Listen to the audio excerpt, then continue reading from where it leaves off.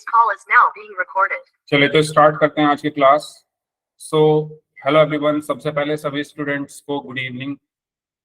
और जैसा कि आपको पता है आपका रिवीजन चल रहा है क्योंकि आपके एग्जाम्स होने वाले हैं, हाफ ईयरली एग्जाम। ठीक है, तो उसको ध्यान में रखते हुए आपका रिवीजन स्टार्ट हो चुका है और आज हम ट्रिग्नोमेट्री के बारे में डिस्कस करने वाले हैं। ठीक है, चलो तो शुरू करते हैं। सबसे पहले ट्रिग्नोमेट्री होती क्या है?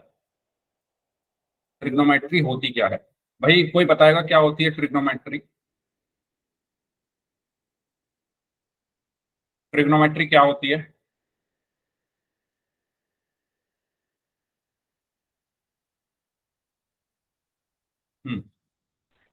साइड के बीच में रिलेशन काटने के लिए हम ट्रिग्नोमेट्री पढ़ते हैं सर। Very good. ठीक है, तो ट्रिग्नोमेट्री जो होती है वो हमारी तीन वर्ड्स से मिलकर बनी हुई है। ट्राई, गोनो एंड मेट्री। ठीक है, ट्राई मतलब थ्री साइड्स। इस पर कौन सा कलर ठीक चलेगा? थ्री साइड्स दिख रहा है ना सभी को? तो बिल्कुल यस सर। ठीक है, थ्री साइड्स। गोनो मतलब सॉरी, ट्राई मतलब थ्री, गोनो मतलब साइड्स, और मेट्री मतलब मेजरमेंट। अपना माइक बंद रखेंगे सभी बच्चे। तो जैसा कि नाम से आपको पता चल रहा है, हम ट्रिग्नोमेट्री में क्या करते हैं? तीन साइड्स का मेजरमेंट।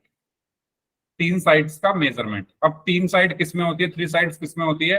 ट्राइंगल में। थ्री साइड हमारी किस में होती है? ट्राइंगल में। भाई और कोई ऐसा कोई पॉलीगन है जिसमें थ्री साइड्स होती है? ट्राइंगल ही है ऐसा जिसमें थ्री साइड्स होती है। अगर मेरे पास कोई ट्राइंगल है तो ट्राइंगल एक ऐसा पॉलीगन है जिसमें थ्री साइड्स होती है, 1 2 3। तो हम क्या करते हैं ट्रिग्नोमेट्री में? हम एक ट्राइंगल की जो साइड्स हैं उसका मेजरमेंट करते हैं, या मैं ये कह सकता हूं एक ट्राइंगल में जो साइड्स हैं, इसके अलावा ट्राइंगल में एंगल भी तो होते हैं तीन।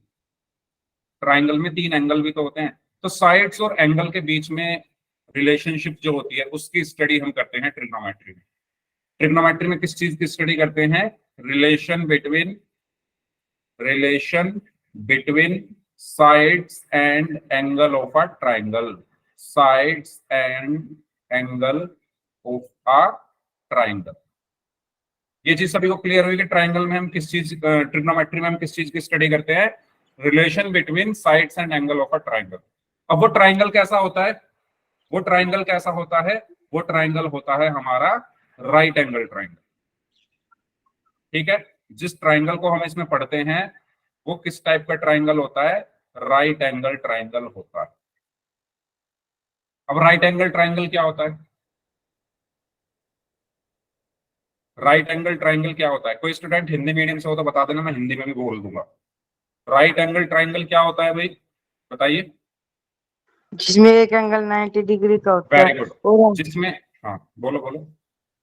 जिसमें हाइपोटेन्यूज परपेंडिकुलर और बेस होता है। Very good. तो राइट एंगल ट्राइंगल एक ऐसा एंगल है जिसमें से एक एंगल क्या हो? 90 डिग्री का हो। भाई तीन एंगल होते हैं ना ट्राइंगल में। ट्राइंगल में कितने एंगल होते हैं? थ्री एंगल्स होते हैं, और थ्री एंगल में से वन एंगल कितना हो? 90 डिग्री हो, उसको हम कहते हैं राइट एंगल ट्राइंगल। तो अगर मैं यहां पर इसको हटाकर एक ट्राइंगल ऐसा बना दूं, ठीक है, और इसको मैंने नाम दे दिया क्या? ABC नाम दे दिया मैंने इसको। और ये वाला जो एंगल है 90 डिग्री। ठीक है, तो इस ट्राइंगल का जो एंगल ABC है, या मैं सिर्फ एंगल B भी लिख सकता हूं, एंगल B जो है वो 90 डिग्री है। तो ऐसा ट्राइंगल जिसका एक एंगल 90 डिग्री हो उसको हम क्या कहते हैं? Right angle triangle. तो हम 10th क्लास में राइट एंगल ट्राइंगल के जो साइड्स होती हैं और जो एंगल होते हैं उनके बीच के रिलेशन को स्टडी करने के लिए ट्रिग्नोमेट्री पढ़ेंगे। ट्रिग्नोमेट्री हम क्यों पढ़ेंगे? एक राइट एंगल ट्राइंगल के जो साइड्स होती हैं, भाई राइट एंगल ट्राइंगल में तीन साइड है और तीन एंगल है, तो उनके बीच के रिलेशन की स्टडी करने के लिए हम ट्रिग्नोमेट्री को पढ़ेंगे। क्या आपको ये चीज क्लियर हुई कि हम ट्रिग्नोमेट्री क्यों पढ़ेंगे? बताइए, इस चीज में किसी को कोई डाउट है? No sir. ठीक है। और जब आप 11th में चले जाओगे, 10th में आप राइट एंगल ट्राइंगल पढ़ रहे हो, 11th में जाकर आप बाकी ट्राइंगल्स भी पढ़ोगे। ओके, तो शुरू करते हैं चैप्टर को। तो ये मैंने आपको क्लियर कर दिया चीज की ट्रिग्नोमेट्री होती क्या है। अब it is the study of a triangle, ये एक ट्राइंगल की स्टडी है। ठीक है, जैसे यहाँ पर एक ट्राइंगल आपको बनाकर दिखाया गया है। अब एक ट्राइंगल, एक राइट एंगल ट्राइंगल में तीन चीजें होती हैं, बेस, हाइपोटेन्यूज और परपेंडिकुलर। ठीक है, बेस, हाइपोटेन्यूज और परपेंडिकुलर। तो भाई इन तीनों को एक एक करके समझते हैं। तो जो हाइपोटेन्यूज होता है वो क्या होता है, कोई बताएगा? ट्रायंगल की सबसे बड़ी साइड। अच्छा, हाँ ये सही, बिल्कुल सही बात। और मैं अगर आपसे कहूं कि इसमें आप हाइपोटेन्यूज को कैसे पहचानोगे? सर जो 90 डिग्री का एंगल होता है ना, उसके सामने होती है। Very good. जो 90 डिग्री का एंगल है उसके सामने वाली साइड को हम क्या कहते हैं? हाइपोटेन्यूज कहते हैं। ठीक है, जो 90 डिग्री का एंगल है उसके सामने वाली साइड को हम क्या बोलते हैं? ठीक है, तो मैं यहां पर क्या लिखूंगा? अपोजिट साइड, या side opposite to 90 degree, side opposite to 90 degree angle. तो ये चीज सबको पता है कि किसी भी ट्राइंगल में, किसी भी राइट एंगल ट्राइंगल में जो 90 डिग्री होता है उसके सामने वाली साइड को हम हाइपोटेन्यूज बोलते हैं। 90 डिग्री के अपोजिट या सामने वाली साइड को हम हाइपोटेन्यूज बोलते हैं। ठीक है, अब बात आती है, अच्छा ये तो आपको पता ही है, लॉन्गेस्ट साइड होती है ये, longest side of a right angle triangle. ठीक है, longest side of a right angle triangle. उसके बाद बात करते हैं कि भाई परपेंडिकुलर क्या होता है। अगर मैं आपसे पूछूं परपेंडिकुलर, मैं आपसे कहूं कि इसमें आप परपेंडिकुलर को कैसे पहचानोगे, इस ट्राइंगल में परपेंडिकुलर कैसे पहचानोगे?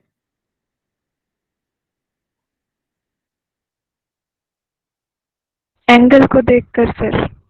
एंगल को देखकर, वेरी गुड। अब मैं आपसे कहूं कि फोर एंगल थीटा मुझे परपेंडिकुलर बताओ, four angle theta. BC।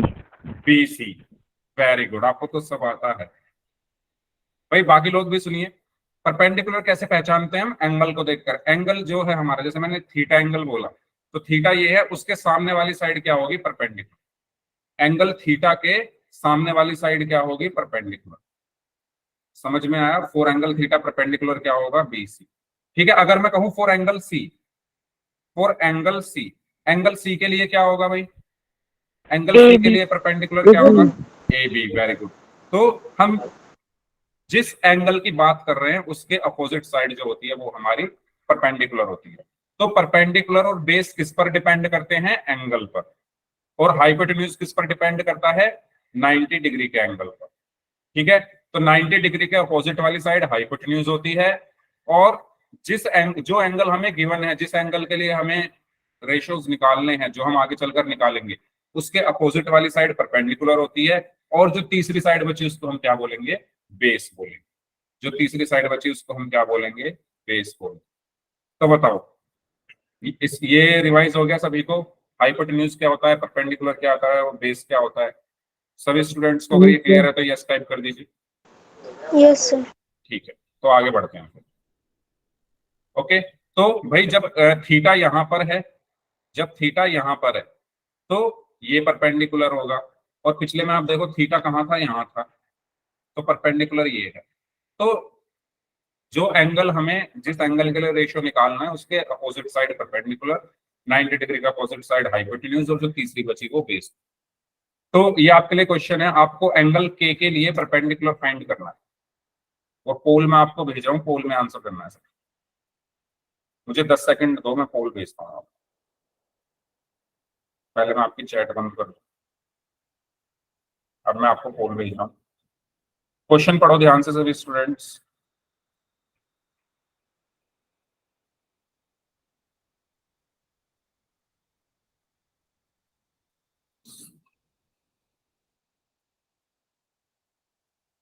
Okay, हाँ जी, पोल मैंने आपको भेज दिया है, तो आप सभी स्टूडेंट्स पोल सेक्शन में जाकर इसका आंसर कर सकते हैं। आपको ये कहा गया है find the value of perpendicular in the given figure for angle के। एंगल के लिए परपेंडिकुलर क्या होगा?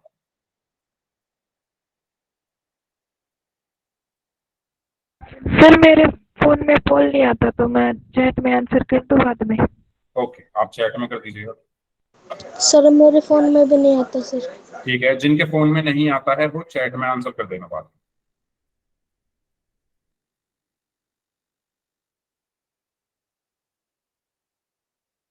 तो मैं आपको हिंट दे दूं यहाँ पर, क्योंकि बहुत सारे बच्चे वो आंसर दे रहे हैं जो हो ही नहीं सकता, पता नहीं क्या सोचकर आंसर दिया है उन्होंने। आपसे एंगल के लिए पूछा गया है, तो एंगल के अपोजिट साइड परपेंडिकुलर होगी, है ना। आपसे क्वेश्चन में ये कहा गया है कि एंगल के लिए परपेंडिकुलर बताओ। एंगल के लिए, एंगल के लिए परपेंडिकुलर बताओ। तो एंगल के यहाँ पर है, तो इसके अपोजिट साइड जो होगी या इसके सामने वाली साइड क्या होगी? परपेंडिकुलर होगी। यही तो मैंने बताया। कुछ बच्चों ने, अच्छा मुझे पता चलेगा क्या किया है, कुछ बच्चों ने, अच्छा जो चीज मैंने बताई नहीं वो की हुई है। तो 4 स्टूडेंट्स का ही आंसर सही है, 12 में से 13 में से 5 का सही है।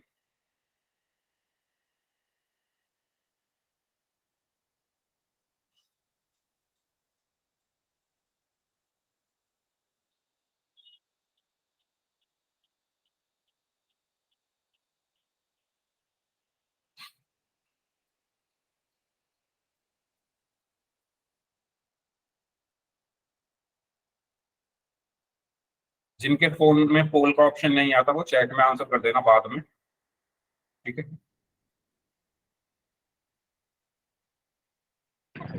सीधा निकाल दिया सर हमने तो। जैसे भी निकाला है आप आंसर कर दो पोल सेक्शन।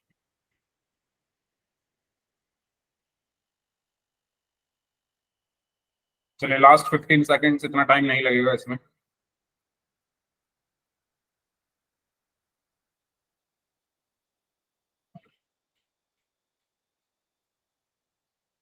Last 5 seconds, 5 4 3 2 1।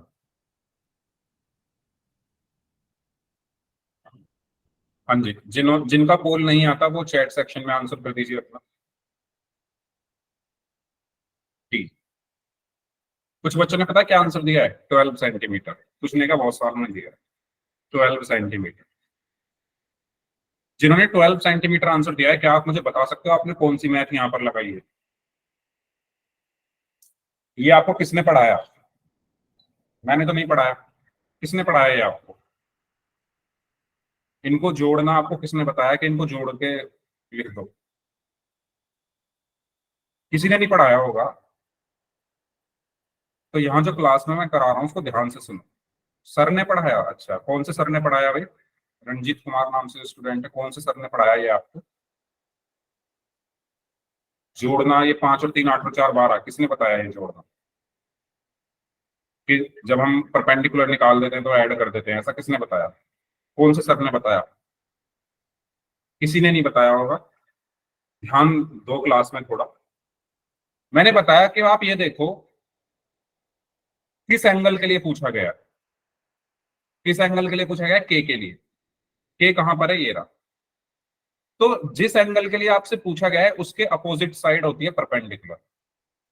जिस एंगल के लिए आपसे पूछा गया है, दोबारा सुन लो क्योंकि मैं फिर क्वेश्चन पूछूंगा, इस बार मुझे किसी का गलत नहीं चाहिए। परपेंडिकुलर क्या होता है? जिस एंगल के लिए पूछा गया है, किसके लिए पूछा गया है? के लिए, तो उसके अपोजिट साइड कौन सी होगी? अपोजिट का मतलब समझते हो ना? अपोजिट का मतलब इसके सामने। सामने कौन सी साइड है? ये है ना LM, और ये कितनी है? 4 सेंटीमीटर। तो इसका सही आंसर क्या होगा? Option D, 4 centimetre. परपेंडिकुलर क्या होता है? जिस एंगल के लिए आपसे पूछा गया है उसके अपोजिट साइड। हाइपोटेन्यूज क्या होगा इसमें बताओ? बाकी लोग बताओ हाइपोटेन्यूज क्या होगा? km कितना है km 5 सेंटीमीटर। तो मैं हाइपोटेन्यूज क्या होता है 90 के अपोजिट साइड, तो ये हाइपोटेन्यूज होगा, ये के अपोजिट साइड ये परपेंडिकुलर होगा, और ये तीसरा जो बचा ये बेस है। क्लियर है सभी को? हाइपोटेन्यूज होता है 90 के सामने और परपेंडिकुलर होता है गिवन एंगल के सामने, और जो तीसरी साइड बची वो हमारा बेस। ठीक है, तो इसका सही आंसर क्या होगा? ऑप्शन। नेक्स्ट, इसका आंसर दीजिए। परपेंडिकुलर बताना है फॉर एंगल एम। तो अभी मैंने आपको समझाया है और इस क्वेश्चन में मुझे किसी का गलत नहीं चाहिए। सर मैं पोल आपको भेज स्टार्ट रहा कर हूँ, दो। एक सेकंड, मैं आपको पोल भेज रहा हूँ, क्योंकि मुझे यहाँ ऑप्शन डालने पड़ते हैं ना, तो मुझे 5-10 सेकंड लगते हैं। मैं भेज रहा हूँ। हाँ ठीक है, पोल मैंने आपको भेज दिया है। हो गया एंगल, हो गया सर। एंगल एम के लिए आपको हो गया बताना है सर। परपेंडिकुलर क्या होगा। आंसर शीट खोल दो सर। हो गया, ओके। आंसर शीट खोल दो सर। आंसर शीट खोल दो। कौन सी आंसर शीट खोल दो? पोल वाली सर।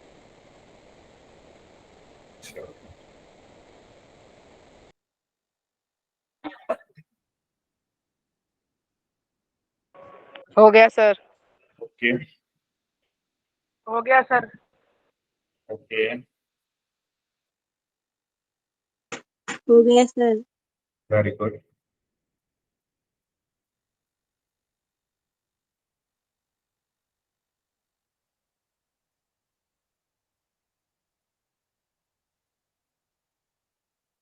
चलिए लास्ट 5 सेकेंड्स, 5 4 3 2 1। 17 में से 13 बच्चों का सही है। चलो इस बार काफी बच्चों ने सही किया, लेकिन 4 बच्चे अभी भी किसी दूसरी दुनिया में हैं, शायद सुन नहीं रहे हैं बात। मैंने बोला आपको बताना है परपेंडिकुलर। परपेंडिकुलर किस किस एंगल के लिए? एम के लिए। तो एम कहाँ है? ये रहा। तो परपेंडिकुलर क्या होता है भाई? जिस एंगल के लिए आपको निकालना है उसके सामने वाली साइड परपेंडिकुलर होती है। तो एम के सामने वाली साइड क्या होगी? परपेंडिकुलर होगी। तो परपेंडिकुलर कितना होगा? 3 सेंटीमीटर, ऑप्शन। ठीक है, एम के लिए निकालना है तो एम के सामने परपेंडिकुलर। ओके, चलिए आगे बढ़ते हैं। तो सही आंसर है इसका ऑप्शन बी। अब हम बात करते हैं पाइथागोरस थ्योरम क्या होती है। In a right angle triangle the square of the hypotenuse is equal to the sum of the squares of the other two sides of a triangle. ये हमारी क्या होती है? पाइथागोरस थ्योरम होती है। मतलब क्या है इसका? कि भाई अगर हमारे पास कोई राइट एंगल ट्राइंगल, अगर हमारे पास कोई राइट एंगल ट्राइंगल है, ठीक है, और ए बी सी, और ये वाला एंगल इसका 90 डिग्री है। ठीक है, अगर मैं एंगल सी के लिए बात करूं, या मैं इसको थीटा मान लेता हूं, और एंगल थीटा,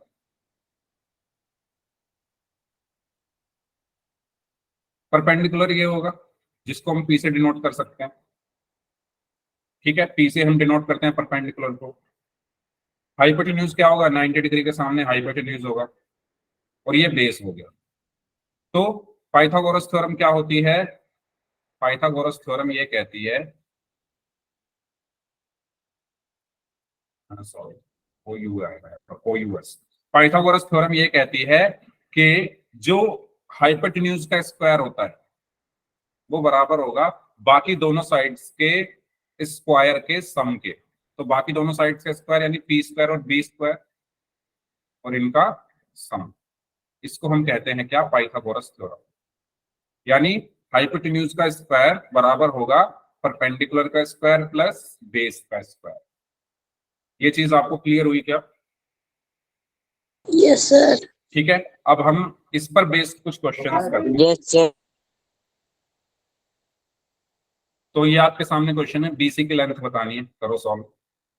पोल में आंसर करना है, पोल में आपको अभी भेज रहा हूं। अच्छा, इसमें ऑप्शन नहीं है, मैं ऑप्शन पहले डाल देता हूं, तब तक आप सॉल्व करो। ए बी सी डी, इसमें दिया हुआ है ए बी 5 ए सी 13। तो 5 13, 12, 18।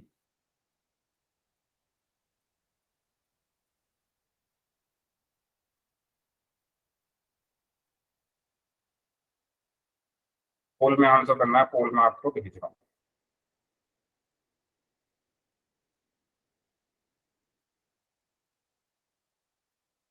करिए।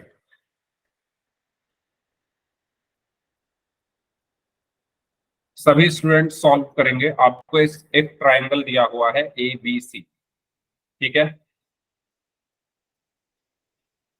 एंगल ए बी दिया हुआ है 5 सेंटीमीटर, AC दिया हुआ है 13 centimetre. Find the length of BC, आपको बतानी है कितनी है। हो गया sir. Okay,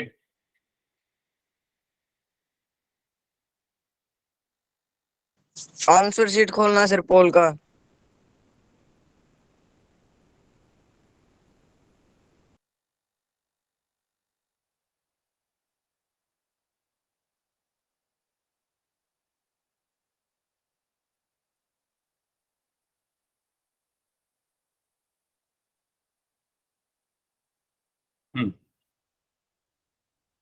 okay,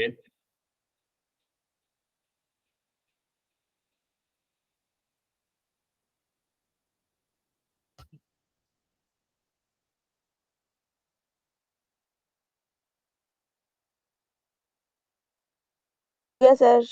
okay. 13 students का आंसर आ चुका है, बाकी लोग भी आंसर करें।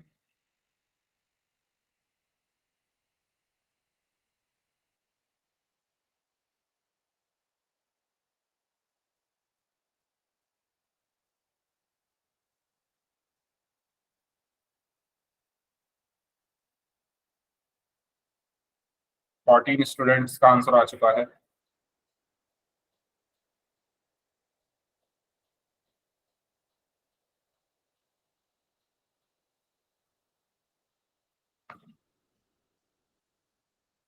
फोर्टीन स्टूडेंट्स का आंसर आ चुका है, बाकी लोग जो बच गए हैं वो भी आंसर करें। लास्ट 30 सेकेंड्स, लास्ट 30 सेकेंड्स हैं आपके पास, जो लोग बच गए हैं।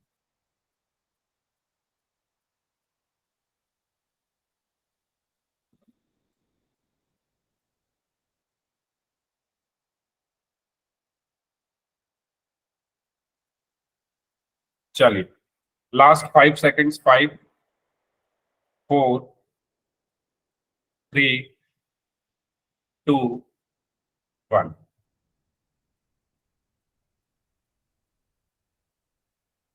तो जिन बच्चों ने पोल में आंसर नहीं किया है वो चैट में आंसर कर सकते हैं आप। सी, वेरी गुड। तो मैं इस तरफ लिख लेता हूं। ए बी मुझे दिया हुआ है 5 सेंटीमीटर। ए बी कितना दिया हुआ है? 5 सेंटीमीटर। और AC दिया हुआ है 13 सेंटीमीटर, ठीक है। और आपको क्या बताना है? BC की वैल्यू बतानी है। तो आप जानते हो बाई पाइथागोरस थ्योरम, आप यहां लिख सकते हो बाई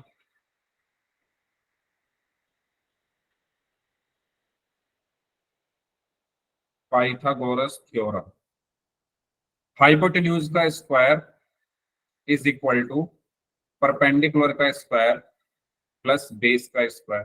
तो हाइपोटेन्यूज क्या होगा? 90 डिग्री के सामने वाली साइड, और 90 डिग्री के सामने वाली साइड कितनी है? 13 square is equal to perpendicular क्या होगा? मान लेते हैं इस एंगल की सी के लिए पूछा गया है आपसे, 5 तो सेंटीमीटर। 5 सेंटीमीटर यानी 5 का स्क्वायर प्लस BC आपको निकालना है यानी B का स्क्वायर। सो 13 का स्क्वायर कितना हुआ? 169। 5 का स्क्वायर 25 प्लस B स्क्वायर। तो ये इधर जाकर माइनस हो गया। 169 minus 25 is equal to B square. और 169 माइनस 25 कितना रहा? 154। 144 is equal to B square. यानी B की वैल्यू क्या आई? अंडर रूट में 144, है ना। स्क्वायर जब हटता है तो दूसरी तरफ स्क्वायर रूट आ जाता है। और स्क्वायर रूट 144 कितना होगा? Plus minus 12, 12। ठीक है।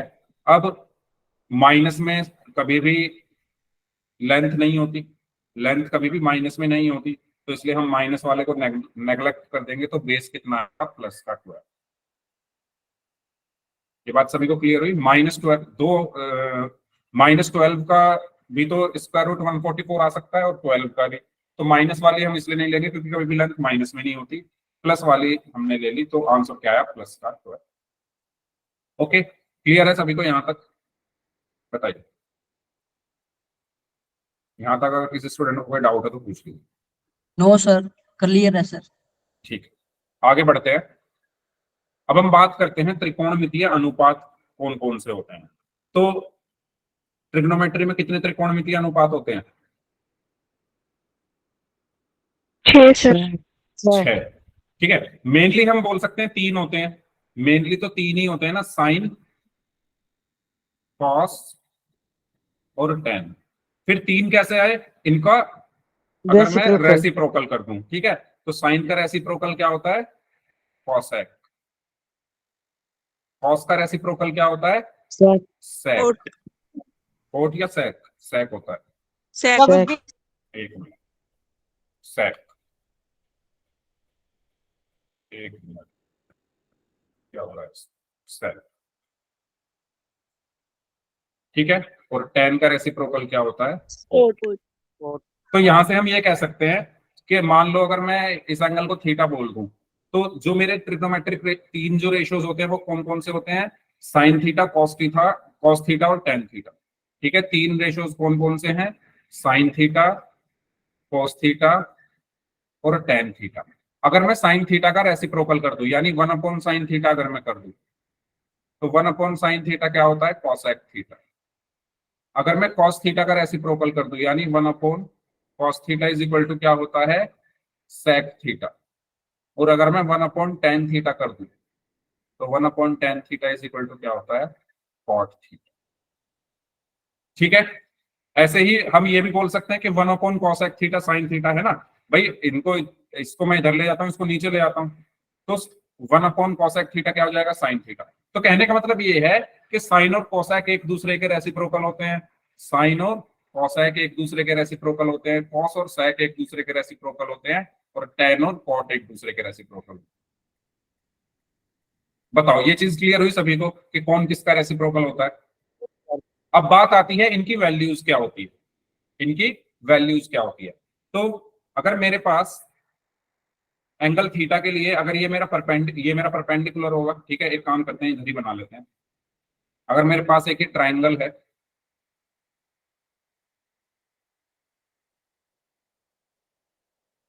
ABC,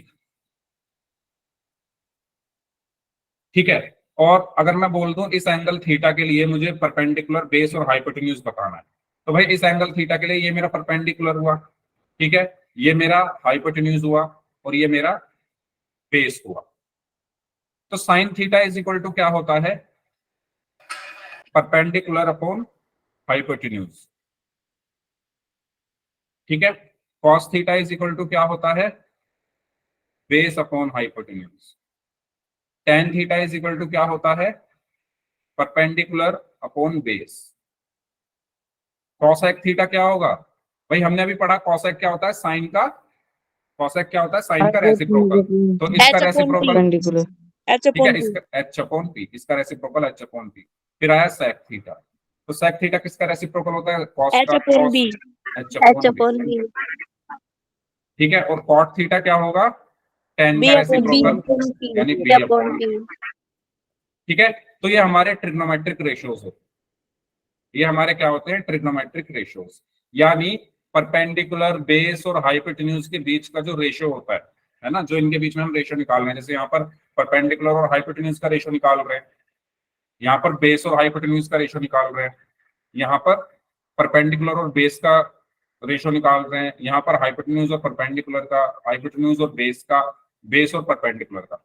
तो जो हम ट्राइंगल की साइड्स के बीच का जो रेशियो निकाल रहे हैं उसको हम क्या बोल रहे हैं? Trigonometric ratio.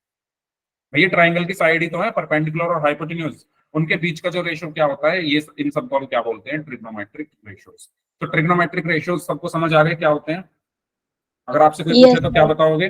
कि राइट एंगल ट्राइंगल की साइड्स के बीच के जो रेशियो होते हैं उनको हम कुछ ट्रिग्नोमेट्रिक टर्म्स की हेल्प से शो करते हैं, उन्हीं ट्रिग्नोमेट्रिक टर्म्स को हम ट्रिग्नोमेट्रिक रेशियोज बोलते हैं, जैसे sine theta, cos theta, tan theta, cosec theta, sec theta और कॉट। ठीक है, चलिए, तो अब हम कुछ क्वेश्चंस करते हैं और उसकी हेल्प से हम वैल्यूज निकालते हैं। तो मैंने आपको ट्रिग्नोमेट्रिक रेशियोज बता ही दिए हैं, तो आप चाहो तो इसका स्क्रीनशॉट ले लो, फिर हम एक क्वेश्चन करते हैं पोल में। ले लिए सर। ठीक है, तो ये क्वेश्चन है आपके लिए, आपको करेक्ट ऑप्शन फाइंड करना है इस ट्राइंगल के लिए। ठीक है, तो आप सारे ऑप्शन एक बार पढ़ लो, तब तक मैं आपको पोल भेज रहा हूं।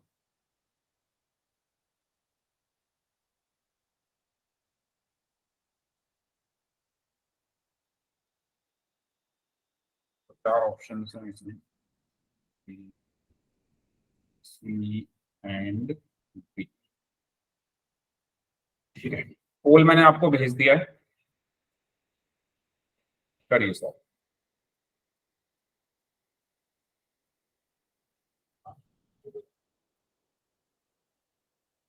हो गया सर। ओके,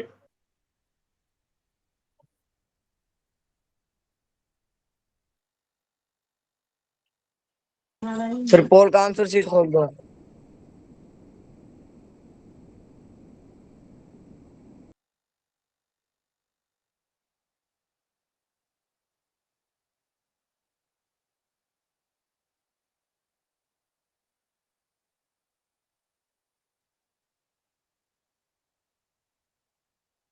बाकी लोग भी आंसर करें भाई।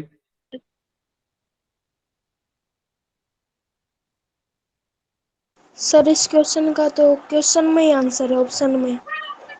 हाँ, ऑप्शन ही बताना है आपको, कौन सा ऑप्शन सही होगा, कौन सा ऑप्शन आपका सही होगा यही बताना है आपको, कि साइन ए की वैल्यू इसमें से कौन सी वाली सही है।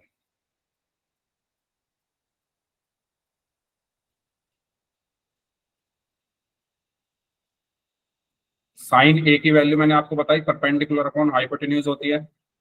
तो आप परपेंडिकुलर और हाइपोटेन्यूज इसमें बताओ क्या है, और निकालो, मतलब बताना नहीं है, निकालो उसको और आंसर करो।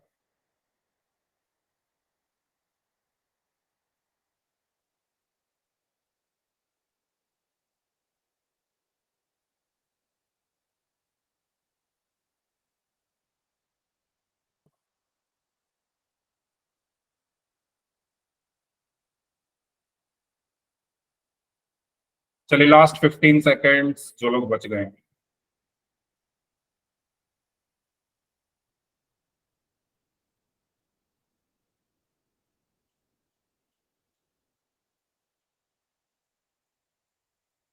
Last 5 seconds, 5 4 3 2 1।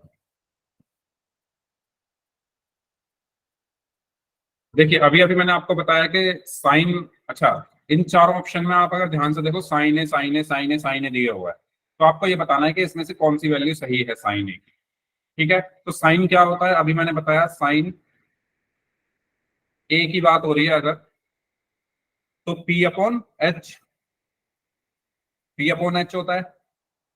यस अब इसमें सर। आप पी निकालो और एच निकालो, क्या होगा, पी क्या होगा भाई, कौन सा एंगल की बात हो रही है, ए की, तो ए एंगल ये रहा, इसके सामने कौन क्या होगा, परपेंडिकुलर, यानी पी कितना हो गया, वाई। तो sine A is equal to P की जगह आ गया वाई अपॉन एच, क्या होता है 90 डिग्री के सामने वाली साइड, तो 90 डिग्री के सामने कौन है, जेड, तो वाई अपॉन एच की जगह जेड आ गया। तो हमारा कौन सा ऑप्शन सही होगा, ऑप्शन। जी। ठीक है, क्लियर है सभी को, कैसे किया। परपेंडिकुलर क्या होगा भाई, कौन से एंगल की बात हो रही है, ए, तो ए के सामने परपेंडिकुलर। हाइपोटेन्यूज क्या होगा, 90 डिग्री के सामने वाली साइड हाइपोटेन्यूज होती है, तो बोली थी मैंने वाई अपॉन जेड। ठीक है, इसको सॉल्व करें, इसमें कॉस ए बताना है आपको, तो इस बार सभी लोग ध्यान से करेंगे। कॉस ए क्या होता है, बी अपॉन एच। ठीक है, ये मैंने आपको जरा सा हिंट दे दिया है, कॉस क्या होता है, बी अपॉन एच, तो बी निकालो एच निकालो और रखो। मैं पोल भेज रहा हूँ, मुझे 10 सेकंड दो।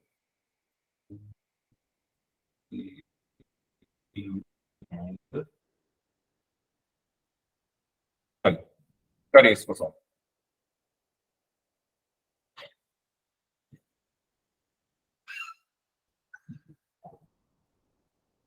हो गया सर। ओके, हो गया सर, आंसर शीट खोल दो सर पोल का। ओके,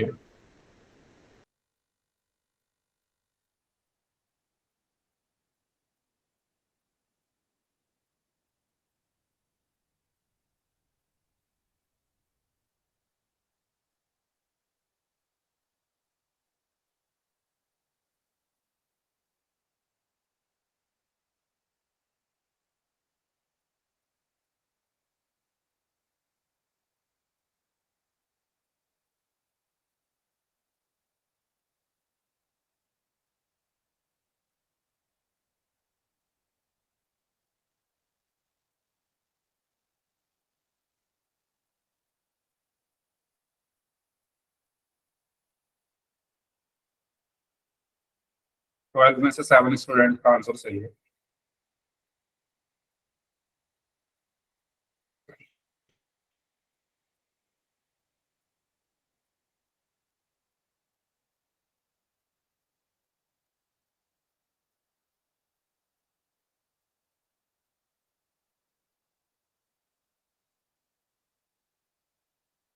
चलिए, लास्ट 30 सेकेंड्स।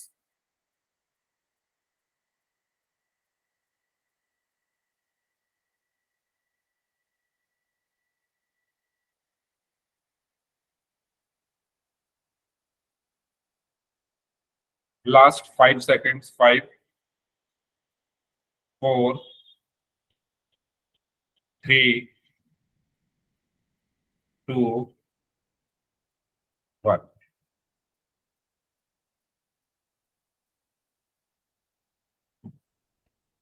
हाँ जी, जिन्होंने पूल में आंसर नहीं किया है वो चैट में कर सकते हैं। ठीक, वेरी गुड। तो हमें क्या चाहिए? Cos A. अच्छा, कौन से एंगल की बात हो रही है? पहले हम एंगल देख लेते हैं ए की। कॉस, सारे ऑप्शंस में जो एंगल है वो ए है, तो ए के लिए मैं निकाल लेता हूं सारी चीजें। तो इसके सामने होगा ये परपेंडिकुलर, 90 के सामने होगा हाइपोटेन्यूज, और ये बचा हमारा बेस। तो मुझे चाहिए क्या? Cos A. कॉस क्या होता है? बी अपॉन एच, मैंने आपको बताया भी था, बी अपॉन एच। तो cos A is equal to, B की वैल्यू क्या है?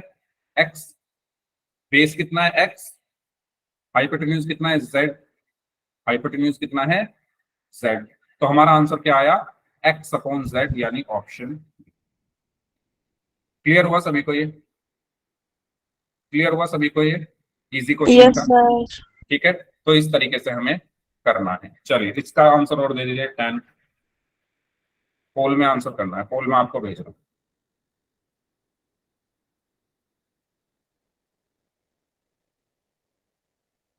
तो 10 क्या होता है? T upon B. ठीक है, A B C and, okay, poll मैंने आपको भेज दिया है। तो 10 क्या होता है भाई? P upon B. तो पी निकालो, बी निकालो, आंसर आ जाएगा।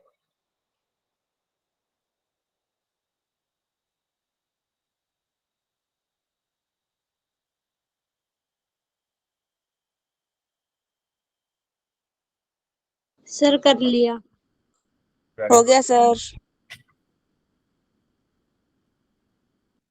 वेरी गुड, हो गया सर। आंसर वेरी शीट खोल गुड। दो सर पोल का। खुला हुआ है भाई। हो गया सर।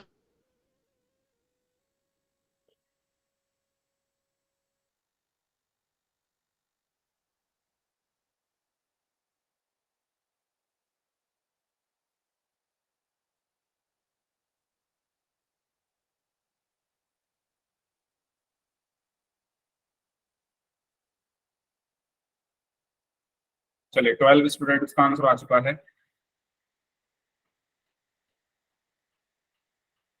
तो P अपॉन बी आपको, P अपॉन बी आपको पता है 10 ए की वैल्यू होगी, तो P निकाल दो, B निकाल दो, और 10 ए में रख दो, तो आपको ऑप्शन मिल जाएगा।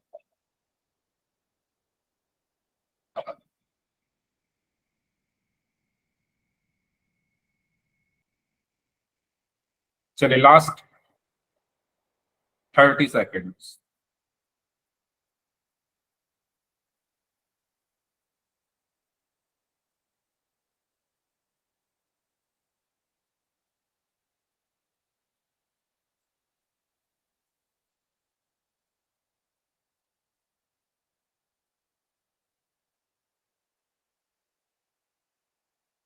Last 15 seconds.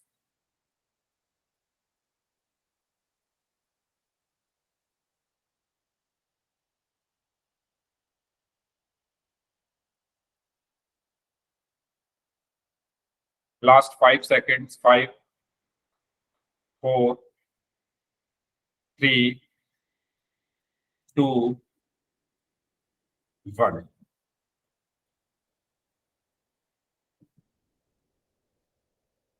जिन्होंने पोल में आंसर नहीं किया वो चैट में कर सकते हैं। Very good. तो कौन से एंगल की बात हो रही है? एंगल ए आ रहा है ना सारे ऑप्शन में, यानी ए एंगल के लिए ये हमें निकालना है। तो ए है ये, इसके सामने ये परपेंडिकुलर हो गया, ठीक है। 90 के सामने ये हाइपोटेन्यूज हो गया और ये बेस हो गया। हमें चाहिए क्या? tan ए। तो tan क्या होता है? परपेंडिकुलर अपॉन बेस होता है, परपेंडिकुलर अपॉन बेस। तो tan A is equal to, perpendicular क्या है? y centimetre. बेस क्या है? x। बेस क्या है? x, ठीक है। तो हमारा आंसर क्या हुआ? y अपॉन x, यानी ऑप्शन ए, ठीक है। तो हमारा सही आंसर क्या होगा? ऑप्शन। बताइए, आगे बढ़े। चलिए इसका आंसर दीजिए।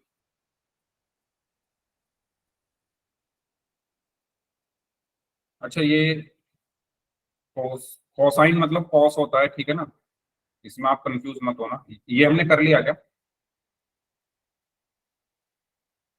चलो आप इसका चैट में ही आंसर कर दो, चैट में ही आंसर कर दो। ये शायद हमने कर लिया है, तो दोबारा से आ गया। बताओ अभी क्या आंसर होगा इसका?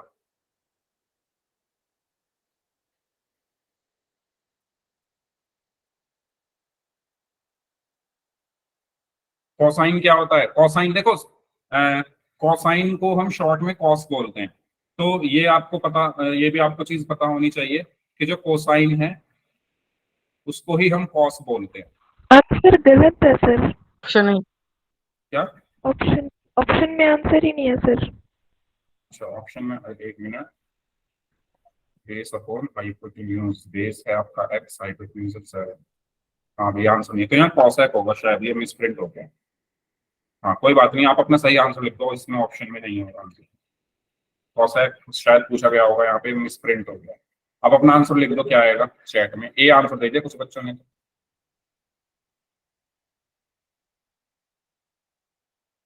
एक्स अपॉन जेड होगा, ठीक है।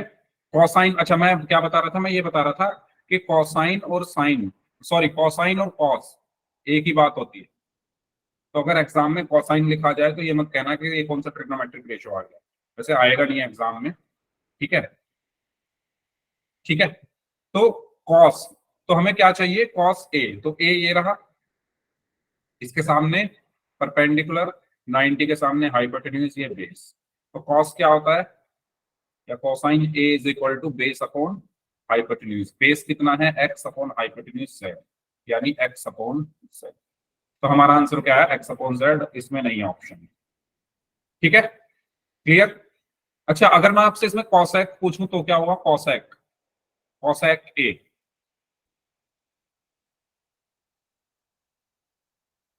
कॉसेक ए क्या होगा इस ट्राइंगल में? जेड अगर मैं अपॉन आपसे वाई। कहूं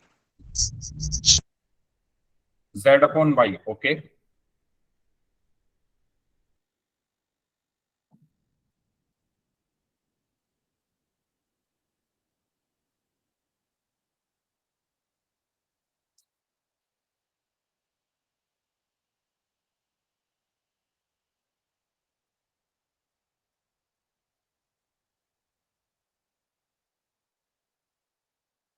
ठीक है, वेरी गुड। तो कॉसेक क्या होता है? कॉसेक क्या होता है हमारा? H upon P. Cosec A is equal to क्या होगा? H upon P. तो एच क्या है यहाँ पर? 90 के सामने वाली साइड एच है, पी क्या है? ए के सामने वाली साइड पी है। तो cosec A is equal to Z upon one, ठीक है, जेड अपॉन वन। क्लियर हुआ सभी को? तो इस तरीके से हमें इन ट्रिग्नोमेट्रिक रेशियोज की वैल्यू निकालनी है। अच्छा, इसका आंसर दीजिए। अगर sine A is equal to 8/17 है तो बाकी के ट्रिग्नोमेट्रिक रेशियोज आपको निकालना। ठीक है, अगर साइन ए की वैल्यू 8/17 है तो बाकी के ट्रिग्नोमेट्रिक रेशियोज हम कैसे निकालेंगे? तो चलो इसको मैं करा देता हूं, बड़ा क्वेश्चन है। देखिए, साइन ए हमें कितना दिया हुआ है? 8/7। 8/17। हमें पता है कि sine A is equal to क्या होता है? P/H होता है। P/H होता है ना? Yes sir. तो सर P की वैल्यू यहां से क्या होगी? 8। 8। सभी लोग 8 बोल रहे हो? अच्छा, आप एक बात बताओ, अगर मैं ऐसे लिखूं, P/H को मैं ऐसे लिख सकता हूं, P/H इज इक्वल टू 8/17। अब बताओ P की वैल्यू क्या होगी? तो फिर आपका कौन सा वो है 8 नहीं होगी भाई। आपने 7th 8th क्लास में एज वाले क्वेश्चन किए होंगे, किए थे आपने एज वाले क्वेश्चंस, जिसमें आपको रेशो दिया जाता था कि एक सर कोई भी 8x। Very good. याद आया सभी को कि जैसे यस सर। एज का रेशो दिया होता था, मदर और सन की एज का रेशो दिया हुआ है, मान लो 5:3, तो आप मदर की एज मान लेते थे 5x और सन की मान लेते थे 3x। याद आया? ऐसे ही यस सर। करते थे। तो सेम चीज यहाँ पर मैं आपको सिर्फ ये बताना चाहता हूँ कि कभी भी आप ये मत कहो कि P की वैल्यू 8 होगी। ये रेशो है, ये एग्जैक्ट वैल्यू नहीं है, ये रेशो दिया हुआ है हमें। रेशो का मतलब क्या है कि P और H जो है इस रेशो में बटे हुए हैं। इसका मतलब ये नहीं है कि P की वैल्यू 8 है और H की वैल्यू 17 है, नहीं, ये रेशो में डिवाइडेड है। तो इस रेशो को तोड़ने के लिए मैं किसकी हेल्प लूंगा? एक वेरिएबल की हेल्प लूंगा। तो मैं यहां पर बोलूंगा लेट, अच्छा ये कलर इस पे दिख नहीं रहा, let P is equal to 8x and H is equal to 17x। ठीक है, तो P कितना आ गया? 8x, H आ गया 17x। आप B निकाल सकते हो easily by using Pythagoras theorem. ठीक है, B की वैल्यू हम निकाल सकते हैं। तो पाइथागोरस थ्योरम क्या होती है? H² is equal to P² plus B²। ठीक है, H² is equal to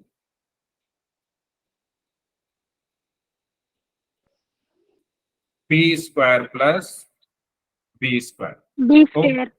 H हमें कितना दिया हुआ है? 17x, यानी 17x का whole square is equal to 8x का होल स्क्वायर प्लस B² हमें निकालना है। तो 17x का होल स्क्वायर क्या होगा? 289x² और 8x का होल स्क्वायर क्या होगा? 64x² plus B²। ये इधर जाकर माइनस का हो जाएगा। So 289x² minus 64x² is equal to B²। 289 में से 64 माइनस करेंगे तो कितना आएगा? 5225। ठीक है, 125। x² is equal to B²। यानी B की वैल्यू क्या आ गई? स्क्वायर हटा तो रूट किधर चला गया? 225x²। तो इसका बताओ क्या आएगा? स्क्वायर रूट क्या होता है? 225 का स्क्वायर रूट क्या होगा? 15 15 होता है। ठीक है, और x² का x। तो B की वैल्यू आ गई आपकी 15x। B की वैल्यू आ गई 15x। अब आप बाकी सारी वैल्यूज निकाल सकते हो, बाकी रेशियोज को निकाल सकते हो इजीली। आपको P भी पता है, ये रहा P, ये रहा H और ये रहा P। तो मैं इनको बॉक्सेस में बंद कर देता हूं। ये P है, ये H है और ये B है। तो cos A, cos A is equal to क्या होगा? Base upon hypotenuse B/H। तो H। cos A is equal to B की वैल्यू कितनी है? 15x 15/17। H की वैल्यू कितनी है? 17x। तो x से x कटेगा तो कितना आया? 15/7। ऐसे ही tan A क्या होता है? B/P, sorry P/B। P/D। तो P कितना है? 8x और b कितना है 15x, तो x से x कटेगा तो 8/15। ठीक है, अब कॉसेक, कॉसेक किसका रेसिप्रोकल होता है, साइन का, तो साइन दिया हुआ है हमें 8/17, तो कॉसेक क्या हो जाएगा 17/8। 17/8। ठीक है, इसके अलावा सेक आप निकाल सकते हो, सेक किसका रेसिप्रोकल होता है, कॉस का, तो कॉस है 15/17, तो सेक क्या हो जाएगा 17/15। सेक ए इज इक्वल टू 17/15। और कॉट किसका उल्टा होता है, किसका रेसिप्रोकल होता है, टेन का, तो कॉट क्या आ जाएगा 15/8। 15/8। 15/8। तो इस तरीके से हम, अच्छा ऐसा क्वेश्चन आपके एग्जाम में पूछा जा सकता है, इंपॉर्टेंट है ये क्वेश्चन, और ये ज्यादा नंबर में पूछा जा सकता है। तो सभी को ये क्लियर हुआ, और मैं आपको यही कहूंगा, देखो ये बिना एक्स लिए भी सॉल्व हो जाएगा और आंसर भी सही आएगा, लेकिन तरीका तो गलत है ना वो करने का। रेशियोज को हम डायरेक्ट नहीं लिखते, क्योंकि आपने 8th 7th 8th क्लास में जो क्वेश्चन किए थे एज वाले, उसमें तो हम डायरेक्ट नहीं लिखते थे, तो यहाँ भी क्यों लिखें। तो अपने कॉन्सेप्ट को आपको क्लियर रखना है, रेशियोज को वेरिएबल की हेल्प से तोड़ना है। ठीक है, तो इस चीज का आप ध्यान रखें। सभी को ये चीज क्लियर हुई, बताइए। Yes sir. ठीक है, Yes, sir. आगे बढ़ते हैं। तो चलिए, तो आपको यहाँ पर एंगल बी राइट एंगल है, ए बी की वैल्यू 24 दी है, बी सी की वैल्यू 7 दी है। आपको बताना है कि sine A cos A sign सी और कॉस सी कितने होंगे। करो इसको सॉल्व। ए बी कितना दिया हुआ है 24 और बी सी दिया हुआ है 7। ठीक है, तो पहले आप पाइथागोरस थ्योरम लगाकर ये निकालोगे, एच, यहाँ पर एच जो भी है। ठीक है, उसके बाद क्या करोगे आप, sign A cos A sign C cos सी आपको निकालने हैं। तो ए के लिए परपेंडिकुलर ये होगा, हाइपोटेन्यूज ये, बेस ये। ठीक है, ए के सामने वाली साइड क्या होगी, अगर मैं ए के लिए बोलूं तो ए के लिए परपेंडिकुलर ये हुआ, क्योंकि गिवन एंगल के सामने वाली साइड परपेंडिकुलर होती है, हाइपोटेन्यूज ये हुआ, बेस ये हुआ। और सी के लिए तो आपको पता है परपेंडिकुलर ये होगा, हाइपोटेन्यूज ये, बेस। कर लोगे इसको, होमवर्क में दे दूं इसको करने के लिए या कराऊं, बताओ। Yes sir. कर लोगे या कराऊं, बताओ भाई। कर लेंगे सर इसको। कर लो, कर लेंगे ठीक है। सर। ठीक है, तो इसका स्क्रीनशॉट ले लो, ये होमवर्क में आपको जरूर से ट्राई करना है, क्योंकि ऐसे क्वेश्चन एग्जाम में पूछे जाते हैं। ठीक है, चलिए ये वाला कर लोगे। 15 cot A is equal to 8 दिया हुआ है, 15 yes sir. cot A is equal to 8, तो आपको बताना है साइन ए कितना होगा और sec A कितना होगा। तो आप यहां से बोल सकते हो कि cot A कितना होगा, 8/15 होगा, 8/15 होगा, क्योंकि 15 इधर डिवाइड में आ जाएगा ना, ये वाला जो 15 है ये डिवाइड में आ जाएगा। और अगर मैं यहाँ पर एक ट्राइंगल बनाऊं,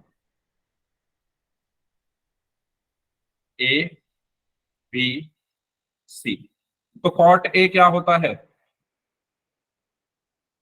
B/P। तो यहां से B कितना होगा, सेम उसकी तरह है ये 8x, और P कितना होगा 15x। ऐसा क्वेश्चन मैंने अभी कराया था। ठीक है, तो बेस क्या हो गया, यस सर वैसा ही है। बेस क्या हो गया 8x, परपेंडिकुलर क्या हो गया 15x। आप h निकाल दोगे यहाँ से बाय यूजिंग पाइथागोरस, और फिर साइन ए और sec A की वैल्यू आप निकालो। अच्छा, a की बात हो रही है, तो a के सामने ये होगा आपका परपेंडिकुलर, ये होगा आपका बेस, और ये होगा आपका हाइपोटेन्यूज।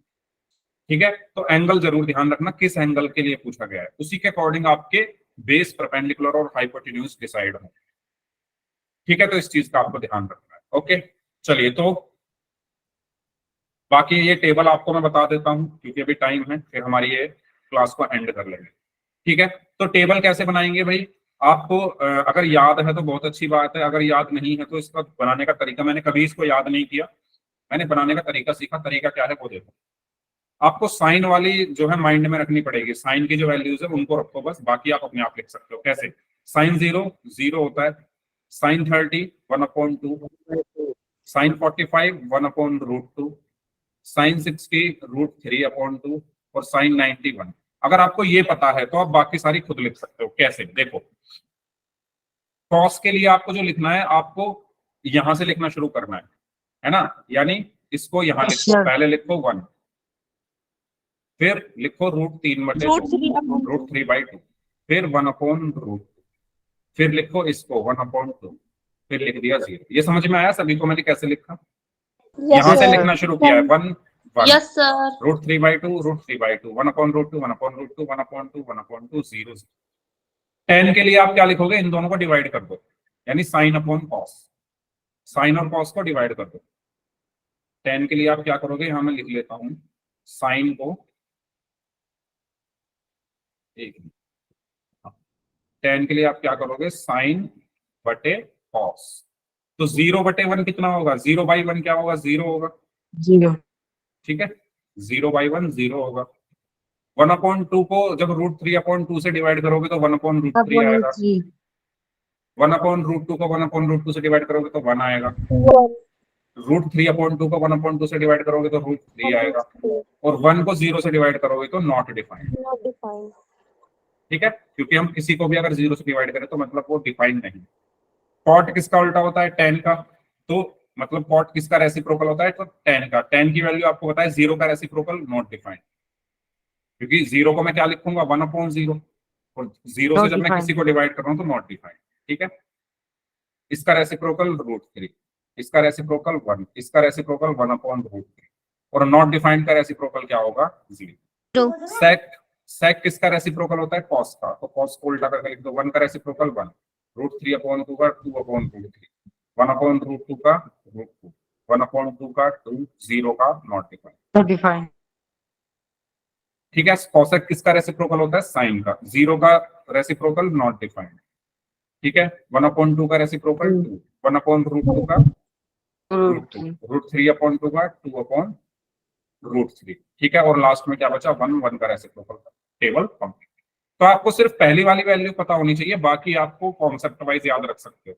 कॉस के लिए इधर से लिखना शुरू करोगे, tan के लिए दोनों को डिवाइड कर दो, साइन और कॉस को। कॉट tan का रेसिप्रोकल होता है तो सबका रेसिप्रोकल लिख दो। सेक कॉस का रेसिप्रोकल होता है तो सबका रेसिप्रोकल लिख दो। कॉसेक साइन का रेसिप्रोकल होता है तो सारी वैल्यूज रेसिप्रोकल। ठीक है, तो इस क्लास को हम अब यहीं पर खत्म कर रहे हैं। मैंने आपको सारी चीजें जो इंपॉर्टेंट चीजें हैं वो सब मैंने आपको ट्रिग्नोमेट्री में आज बता दी है। ठीक है, आगे के क्वेश्चंस के लिए आपको सिर्फ एंगल्स की वैल्यू रखनी होती है, बाकी कैलकुलेशन तो आपको आती ही होगी, क्योंकि आप 10th क्लास में तो कैलकुलेशन आपकी अच्छी खासी होगी। ठीक है, तो इस क्लास को हम यहीं तक रखते हैं। अब जिनके डाउट्स हैं वो लोग अपने डाउट्स पूछ लीजिए, बाकी लोग